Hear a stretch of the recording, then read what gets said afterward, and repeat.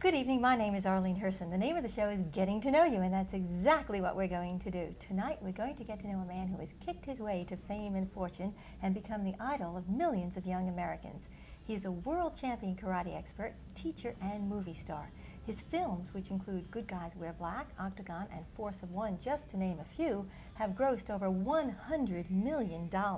He believes if you believe in yourself, you will succeed, and he's certainly proving it. He is Chuck Norris, Action Star of the Year, and let's get to know him. Welcome. Thank you, Arlene. I am delighted that you can be here. Well, good. Thank you.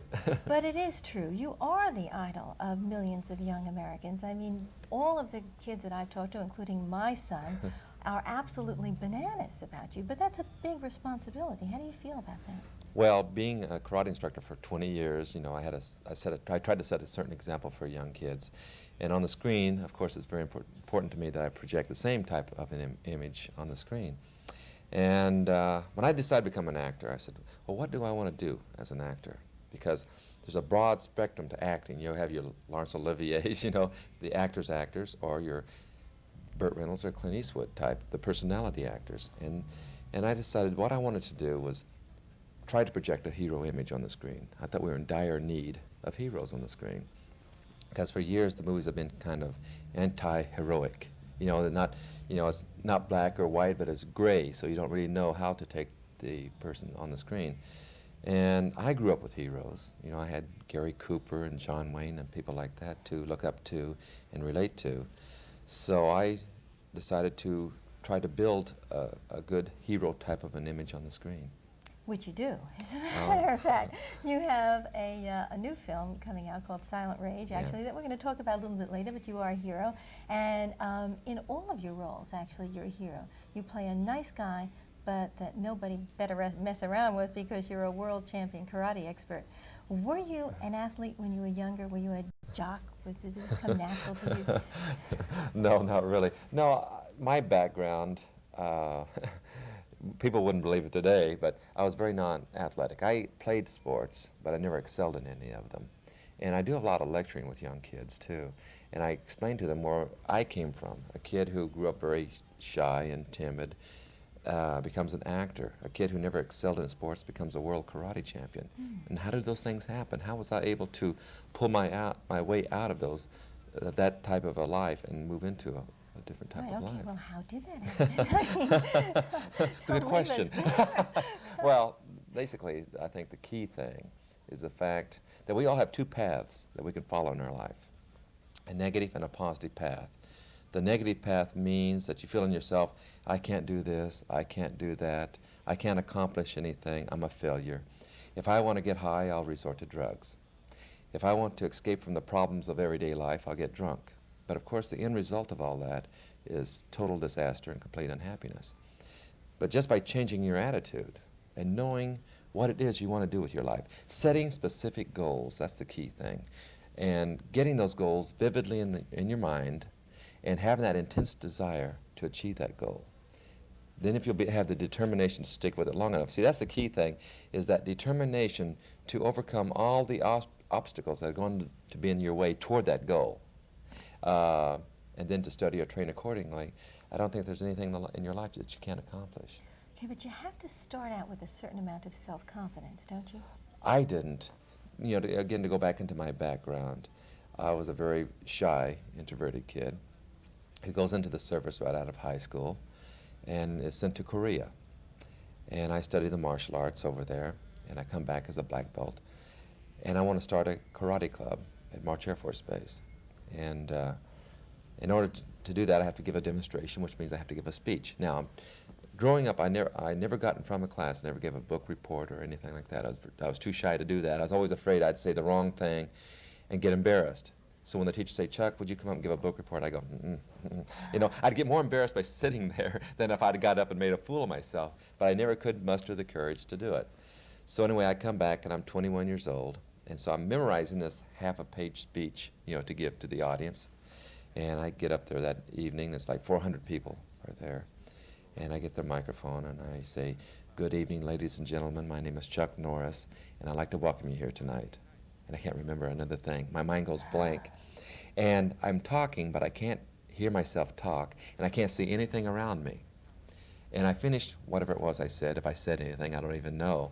And I gave my demonstration. And but the point I'm trying to make is that because of my physical ability from the martial arts, it gave me that mental strength to do something that I could never muster the courage to do before. And I kept forcing myself to keep doing it until I was able to overcome that very strong insecurity in my life. Did it then become pleasurable instead of painful? Yes, I enjoy it because, again, it's a challenge. And life is dealt in goals and challenges and experiences.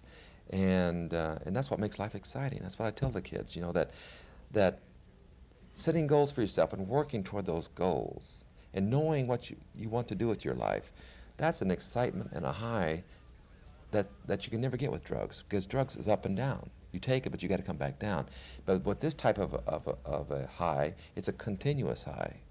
And here I was, you know, a kid who, you know, again, started teaching karate. And how I got into competition in the first place is I had a school in Torrance, California, and I was trying to figure out how to get students in my school. So I didn't have celebrities to teach at that time.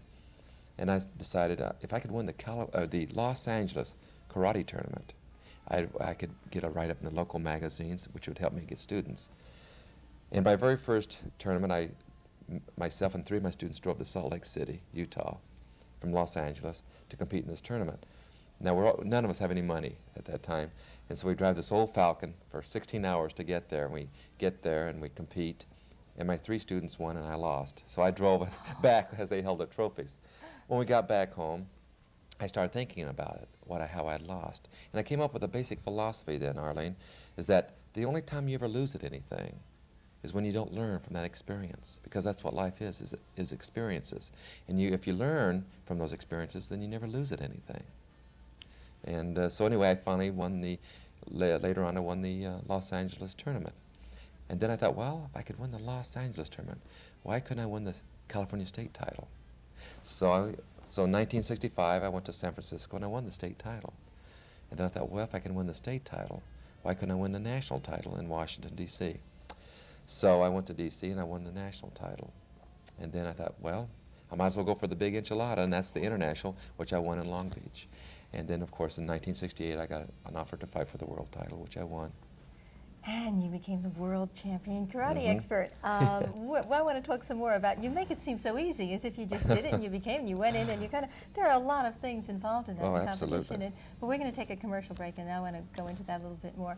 We're speaking with Chuck Norris, my special guest tonight, and we'll be right back after these messages. We're back with my very special guest, Chuck Norris. Now, back to all of those wins and becoming a world champion. You make it seem like you just wake up in the morning, you decide you're going to compete, and you're going to compete. You know, one of the things that I have found in getting to know you, which I am really glad that I'm having an opportunity to do, but you're such a nice guy. Well, thank you. But I can't imagine you going out there and hitting anybody. I mean, never mind competing and being so fierce. Do you have to psych yourself up to go out and hit somebody? Well, it's an attitude, I think, is the key thing, Arlene.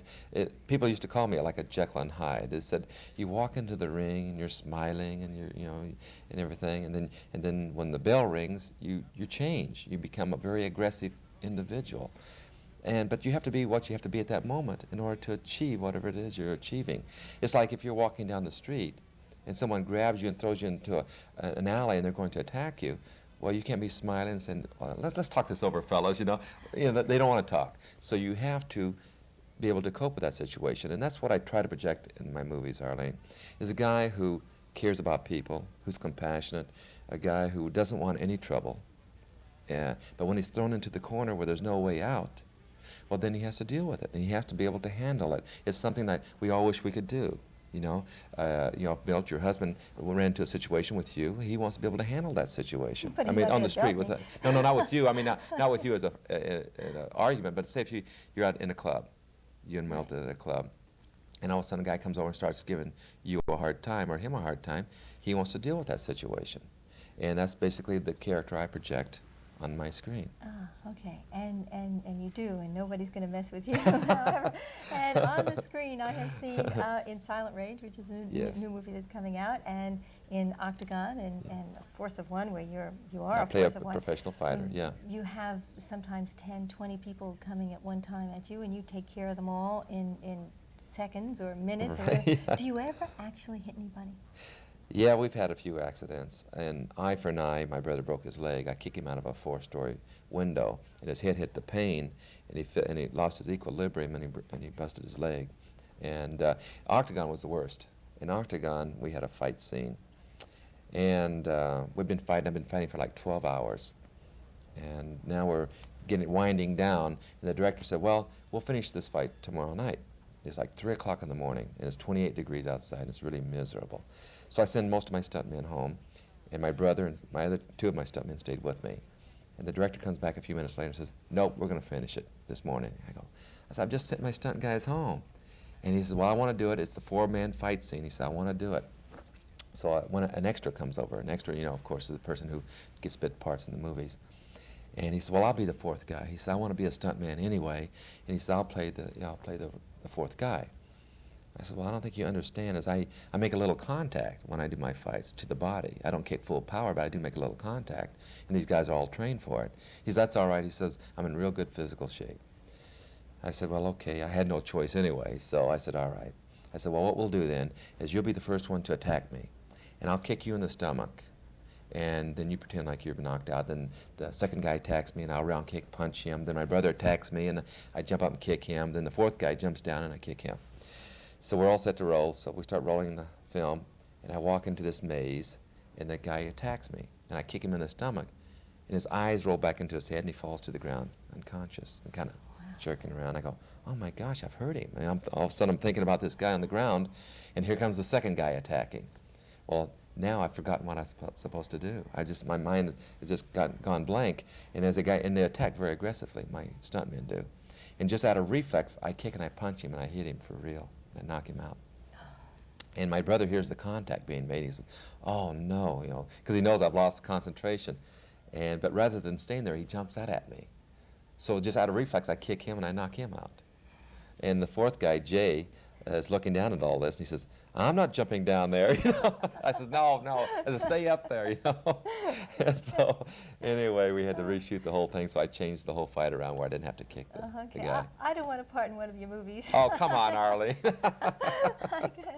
Does anybody, has it been being this kind of a hero and being so tough on the screen, in your personal life, has anybody kind of come on at you and kind of tried to egg you on, or have you ever had to defend yourself for real? No, I think it's an attitude thing, I believe is the key thing, is if you walk around with a chip on your shoulder, I don't care who you are, it's like having a magnet. You just pull all the bad elements right to you. I think we all have a basic aura about us anyway. And when you downplay your abilities, then people respect that. And if you give respect, you get respect back. And I've been all over the United States, all the ghetto areas. In fact, here in New York, I gave 23 lectures at 16 high schools here in New York, all tough schools. And I'm treated very, very respectful. And again, it's not because I'm such a tough guy. It's because I project a certain attitude I think they respect. Yeah. And you're certainly not a tough guy. I still can't believe that you're going to hit anybody, but I've seen it, and you do a great job. We're going to take a commercial break again. We're speaking with Chuck Norris, and we'll be right back in just a few minutes, so stay right there. We're back with my guest, Chuck Norris. Karate is such an important part of your life, and it really has changed your whole life. You had mentioned that you started it when you were in the Air Force, really by accident. Is that how karate came into your life, by accident? Yes, it did. Back in the 50s, judo was the big thing. I never heard the word karate. And when I was sent to Korea, I enrolled in a judo class when I first got there. And my second week into training, I broke my shoulder. So here I am with a sling on my arm and nothing to do, and depressed because I can't continue my training. And I'm out in Osan village where I'm stationed, and I'm walking through the village, and as I'm walking through, I see these heads popping up on this little knoll. And my curiosity got the best of me, so I walked up and watched these. I saw these Koreans doing these jumps, spinning kicks. And I was really mesmerized by their abilities, their agility. And I went back to the base and asked my judo instructor what it was. And he told me it's called Tang Sudo. Now it's called Taekwondo, which is a more popular word. And I said, I'd sure like to take that. So he took me out and introduced me to the instructor.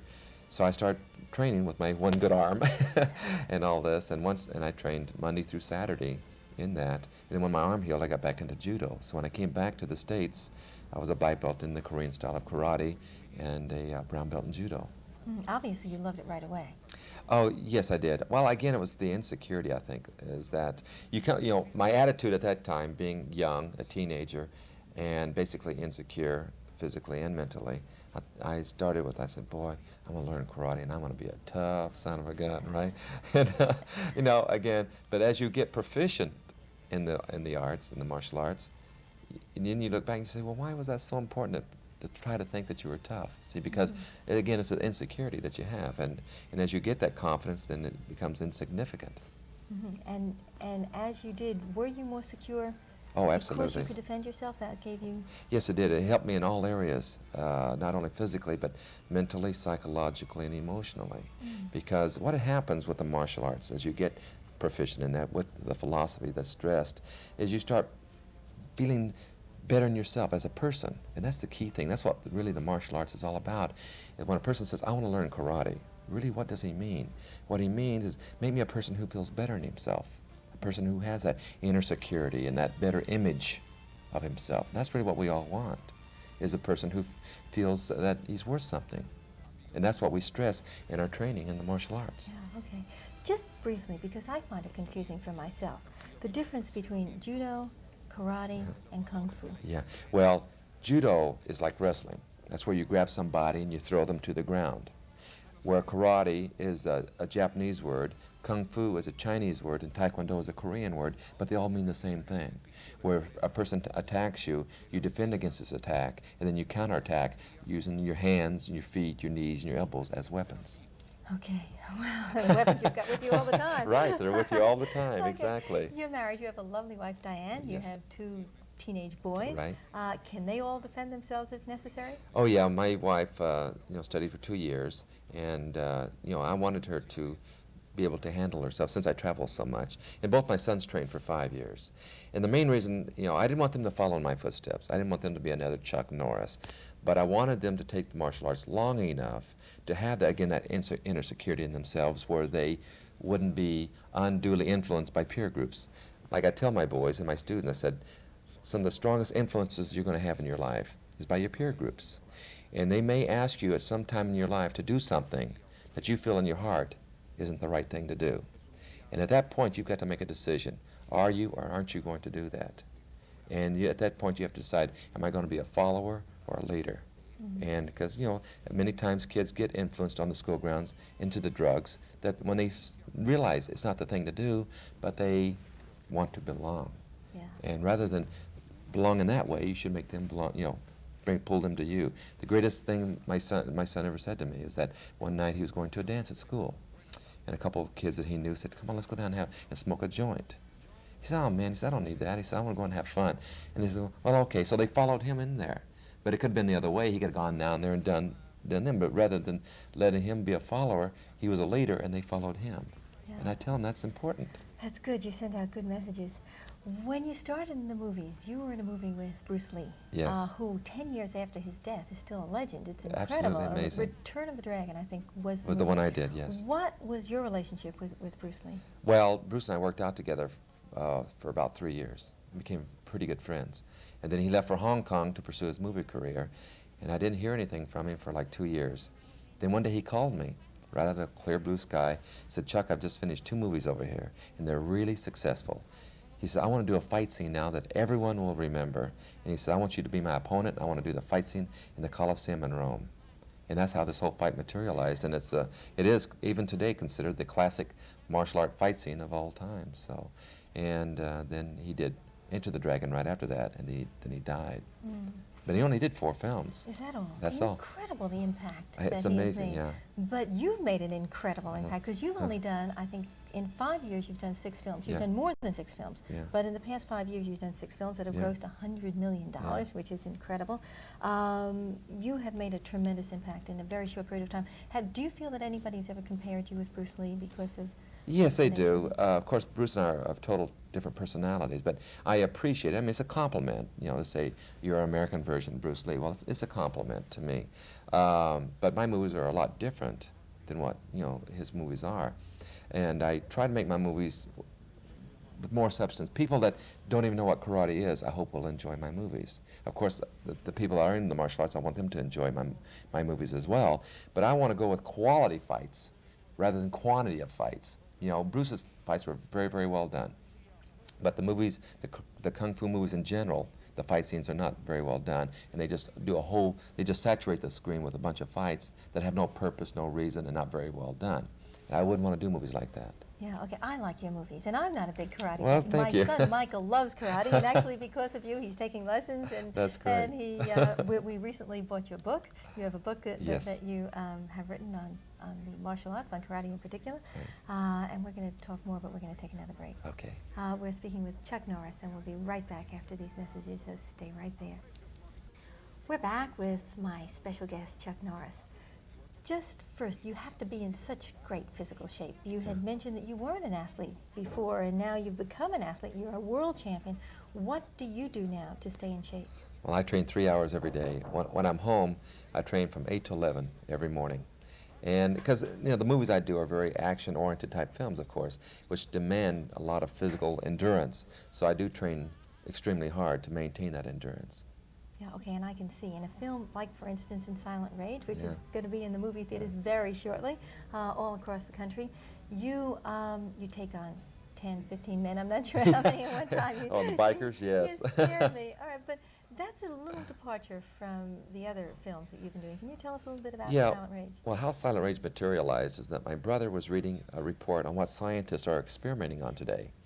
And he saw this article about scientists that are experimenting on a genetic regeneration serum, where if you cut yourself, they can give you a shot and it expedites the healing processes. So he calls me up and says, Chuck, I got a great idea for a movie. Because he knows I love suspense terror type films. And like Wait Until Dark or Play Misty for Me that Clint Eastwood did. I love those kind of unexpected, what's going to happen around the next corner type movies. So that's how Silent Rage materialized, about an outpatient from a psychiatric ward who loses control of himself and kills this family in this boarding house. And I play a sheriff in this small western Texas community, and we go to apprehend this fellow, and he tries to escape, and he gets shot. And we rush him to the hospital, and he's dying. So the head of the research department decides to try this serum. And sure enough, it heals him up, heals the body, but doesn't heal the mind. And this thing starts running amok, killing people at random.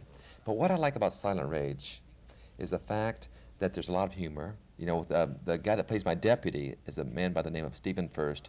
If the people saw Animal House, he played Flounder on Animal House. Very funny guy. And he really adds a lot of comic relief in this movie. And of course the action. I was trying to figure out how I was going to insert my fight scenes in this movie. And I did a little research, and I found out many times in small communities, motorcycle gangs will come in there and create complete chaos, and then they will leave. And so that's what we decided to do, is build a subplot in the movie about this motorcycle gang. And of course I had this big fight with them in the bar room. But I have to compliment the guy that played the psychopath in the movie, Brian Libby. Generally, when I have a fight with an actor, we always have a double for him.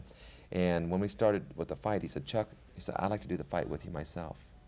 And I said, well, gee, Brian, that'd really be great, because that way we wouldn't have to worry about the cameras and all this stuff here. So we start the fight, and the very first confrontation is where I throw him to the ground, and he breaks 2 ribs. The very first confrontation. So anyway, we were taping up his ribs, and I said, well, maybe we better use the double. He said, no, Chuck, I want to continue. I said, well, okay. So we continue on with the fight, and about halfway through the fight, I do a flying scissors takedown, and he cracks his ankle.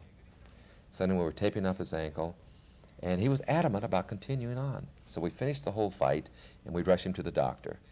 And the next day I'm talking to Brian, and I said, Brian, I really appreciate you doing the fight with me. He said, not many actors would. I said, but I was wondering why you did it through so much pain. He said, well, Chuck, to me, acting is not only verbalizing on the screen, but physicalizing. The greatest actor of all time, Laurence Olivier, was not only a verbal actor, but a very physical actor. And he said, for me to feel like I was a complete actor, he said, I had to do this fight with you. So in turn, it turned out extremely well, and I'm very appreciative to him. Yeah, right, and he did a great job. He's a big Isn't guy, he good? though. Yeah, I mean, Well, he did a great job. Yeah, casting the psycho. We didn't want a Frankenstein, walking around like that, but a man who was human but had animal instincts. And Brian played it really very well, I thought. Yeah, and you did too. I saw a special screening of it. It's not in the movies yet, but I got to see it. And I thought it was terrific. You also have another film coming out within the next few months, Jade Jungle, which is Yeah, that's the title they're using right now. It may change, but yes, it's totally different. We shot that all in Hong Kong. And it's a real good action film, but it's totally different than what Silent Rage was all about, But I have a fight with a man in this movie, probably the most banged up I've ever been. He's 6'9", 300 pounds. And we really had a knockdown, drag-out fight. But Oh, okay. I'm alive. We'll wait and see the movie. We're not sure what the title is going to be. We have to wrap up because we have 30 seconds left. But can you just come to how becoming a movie star has changed your life? Not really much. To me, success, you have to define what the word success means. To me, success means doing something you enjoy doing and having someone you love to share it with. Like my family. My whole life has not changed one iota from being a karate instructor to being a movie actor. It's been the same. It's a job. I do my movies, I do my tours, and then I'm home. Ah, okay. Well, I'm doing something I enjoy doing, and sharing it with you has been an absolute pleasure, and I thank you for being here. Thank you, Arlene. I hope that you have enjoyed getting to know Chuck Norris. I know that I certainly have, and that you'll join us again next week. Meantime, good night. It's been a pleasure getting to know you.